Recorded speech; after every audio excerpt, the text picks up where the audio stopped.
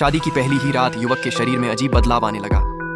सीना अचानक उभर आया, आवाज नारी जैसी हो गई और वह न पुरुष रहा न स्त्री।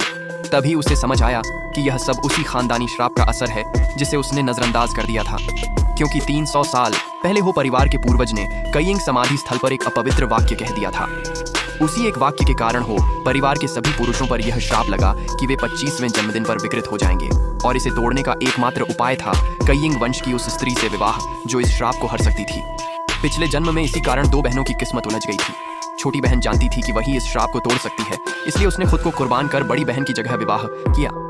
मगर बड़ी बहन को गलतफहमी हो गई और आत्महत्या कर ली, जिसका दोष युवक अपने सिर लेकर जीवन भर पछताता रहा। इस जन्म में दोनों फिर लौट आए थे, मगर अब बड़ी बहन ने जानबूझकर उसे आशीर्वाद दे दिया और छोटी बहन से विवाह के लिए उकसाया ताकि वह अपने विनाश को अपनी आंखों से देख सके।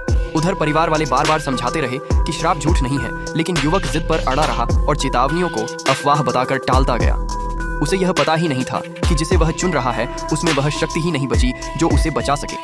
अंततः उसकी 25वीं सालगिरह की आधी रात को विवाह तय हुआ, जिस घड़ी को गुरु ने जीवन मरण की सीमा बताया था, और उसी समय एक और दुल्हन लाल जोड़ा पहनकर वहां आ पहुंची, जिसे देखकर युवक ने उसे शादी तोड़ने आई औरत समझ लिया, जबकि सच यह था कि वही उसे बचाने की आखिरी उम्मीद थी। मगर उसके घमंड और अज्ञान ने चेतावनी अनसुनी कर दी और वह खुद अपने विनाश की ओर कदम बढ़ा बैठा।